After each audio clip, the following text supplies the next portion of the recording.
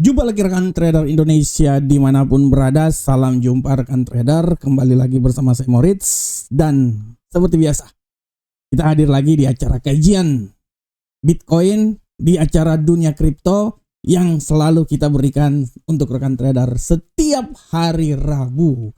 Di mana kajian yang kami berikan ini setidaknya kami berharap bisa menambah sedikit wawasan, menambah sedikit informasi untuk rekan trader, supaya rekan trader sebelum masuk dalam dunia trading nanti ya, terutama untuk berinvestasi, mengetahui pergerakan Bitcoin ke depan, rekan trader ada sedikit mempunyai informasi yang berguna. Oke rekan trader, untuk edisi kali ini kita akan membahas tentang apa yang terjadi saat ini dan bagaimana pengaruhnya terhadap pergerakan Bitcoin ke depan. Kita tahu rekan trader bahwa kemarin adalah batas terakhir yang diberikan Donald Trump buat Iran. Tapi sebelum batas terakhir itu selesai, kembali lagi diperpanjang selama 2 minggu.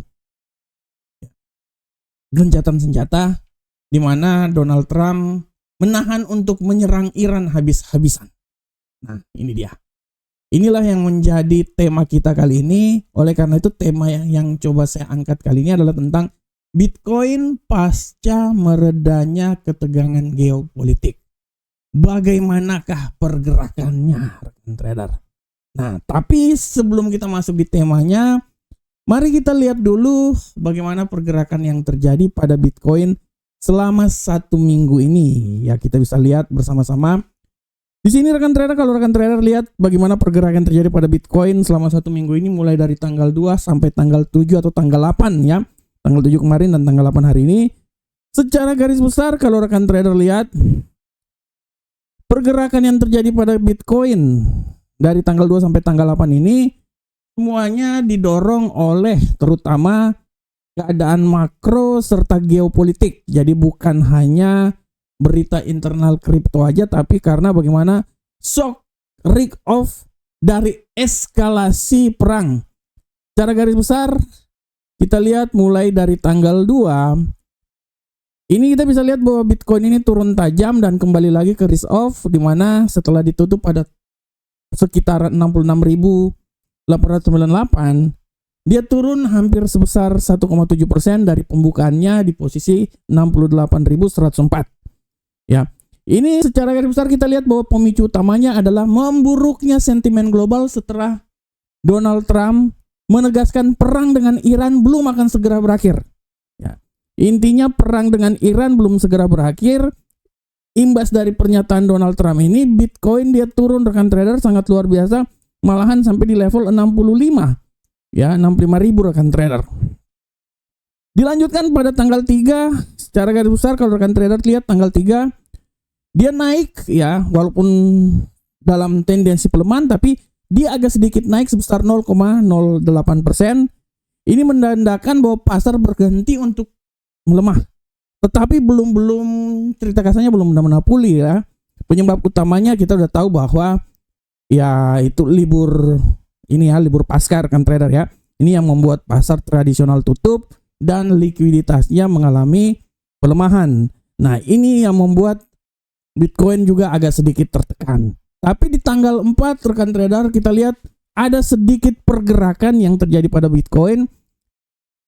Setelah ditutup pada seputaran 67.297, dia naik sebesar 0,51%.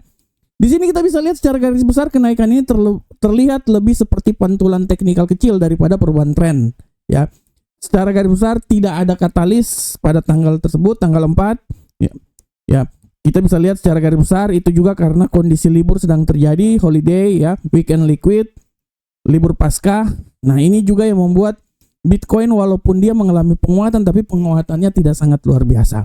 Nah, mulai tanggal 5 baru kan trader lihat ya, ini mulai tanggal 5 dia perlahan-lahan mulai naik dari level terendah 66.442.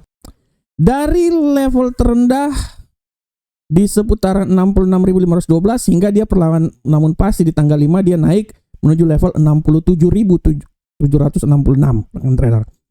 Kenaikan ini sudah mulai tampak rekan trader secara garis besar ya.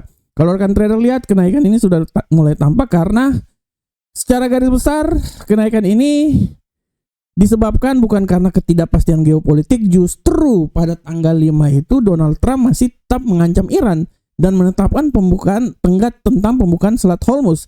Tapi kenaikan ini mungkin berasal diperkiraan berasal dari rebound teknikal pada hari libur. Jadi ceritanya pada hari libur dia agak sedikit mengalami pelemahan, tapi setelah itu dia mencoba rebound untuk naik lagi ke posisi yang lebih tinggi.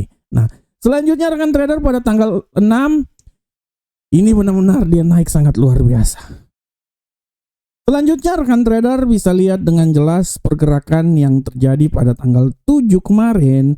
Ya, secara garis besar walaupun dia mengalami penguatan setelah tanggal 6 mengalami penguatan hingga menuju level 70, tapi di hari kemarin dia agak sedikit melemah.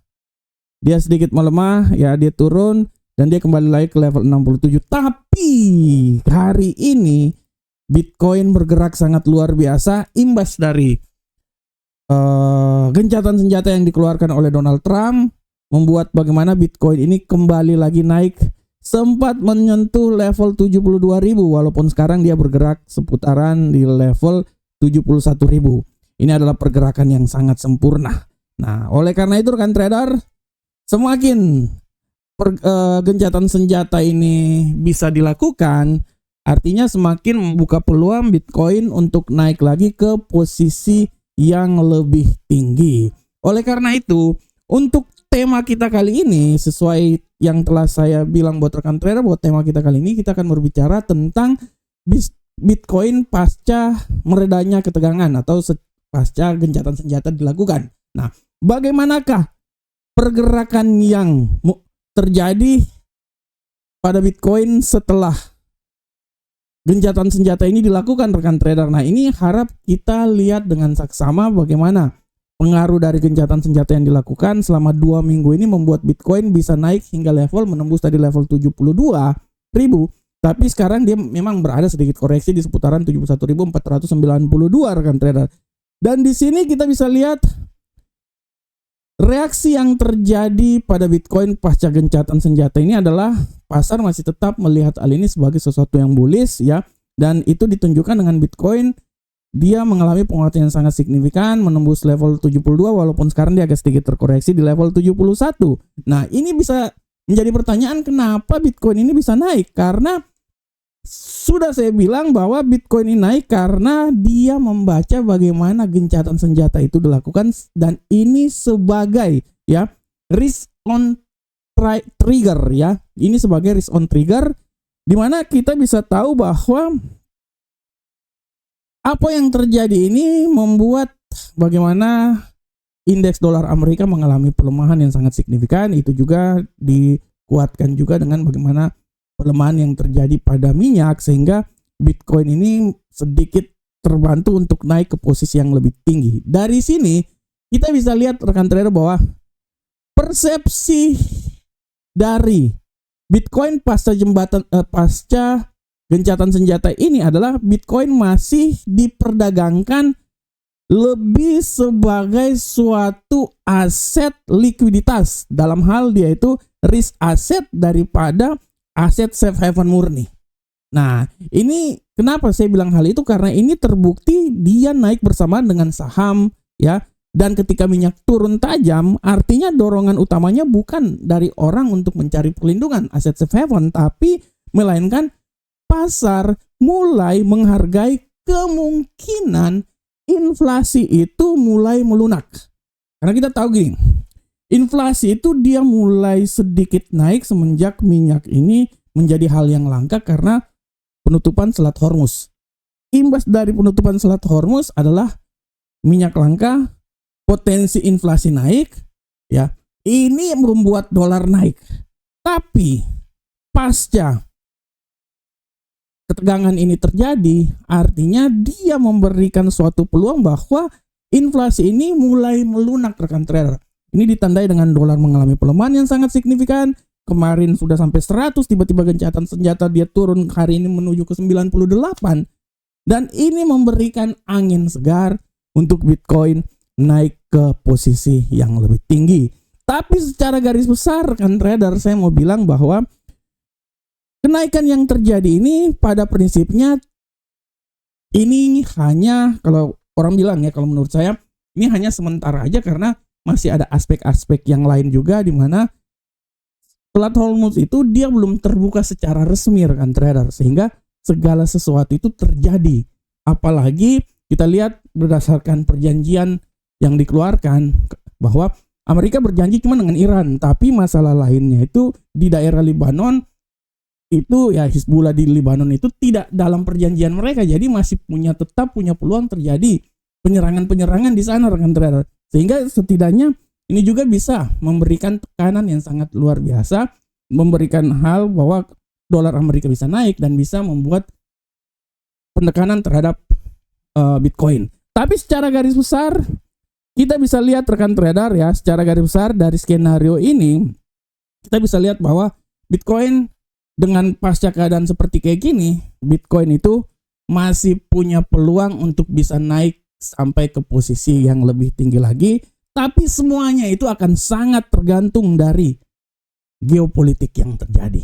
Oleh karena itu, bagaimanakah rekan trader ya untuk minggu depan, selama 1 minggu ke depan, karena dari 2 minggu ini kita akan terus melihat gejolak geopolitik ini akan sangat berpengaruh. Oleh karena itu, bagaimanakah prediksinya untuk 1 minggu ke depan? Nah, dari prediksi yang coba kita lakukan buat rekan trader, saya bisa sedikit memprediksikan buat rekan trader bahwa dari analisa yang coba saya bawakan di sini, saya bisa memprediksikan bahwa kita bisa memprediksikan dari market bisa memprediksikan bahwa Bitcoin ini secara garis besar masih punya peluang, dan peluang itu sangat terbuka lebar untuk naik lagi ke posisi yang lebih tinggi, dan kami berasumsi bahwa dia ini bisa menembus level 73.000 sebagai level tertinggi mingguan hingga minggu depan di seputaran 73.200-an lebih ya. Nah, tapi yang menjadi pertanyaan, apakah peluang pelemahan masih saja bisa terjadi? Segala sesuatu bisa terjadi rekan trader. Oleh karena itu, kami tetap berasumsi juga hingga tanggal 15 nanti dia bisa melemah menembus level 67.587, tapi untuk bisa sampai level tersebut dia harus menembus level 68.526 dulu rekan trader. Ini adalah pergerakan yang bisa terjadi pada Bitcoin selama 1 minggu ke depan. Oleh karena itu, di sini saya bisa bilang buat rekan trader bahwa secara garis besar pasca meredanya konflik, dalam hal ini gencatan senjata selama 12 hari, setidaknya dia memberikan kekuatan untuk Bitcoin naik lebih tinggi lagi. Tapi kenaikan ini tidak terlalu tinggi sempurna banget, tapi tetap punya peluang. Tapi sekali lagi, hal ini sangat tergantung dari gejolak geopolitik. Gencatan senjata bisa dilakukan, tapi kita tidak tahu apakah ditaati oleh Amerika maupun oleh Iran. Nah, ini yang kita tidak tahu rekan trader. Kalau seumpamanya tidak ditaatin dan masih ada serangan-serangan letupan-letupan kecil, ya Bitcoin masih punya peluang untuk terus melemah rekan trader. Tapi secara garis besar, apabila hal ini terjadi dan sesuai dengan apa yang diinginkan, ya sampai 2 minggu ke depan, artinya Bitcoin punya peluang untuk naik ke posisi yang lebih tinggi, dan asumsi kami adalah ketinggian mingguan dalam minggu ini bisa sampai ke level 73.000. Oke rekan trader, demikianlah acara ini ya, dunia kripto kita pada minggu ini. Semoga memberikan wacana dalam trading yang akan dilakukan oleh rekan trader semuanya. Sampai ketemu di acara kripto minggu depan. Salam profit Indonesia.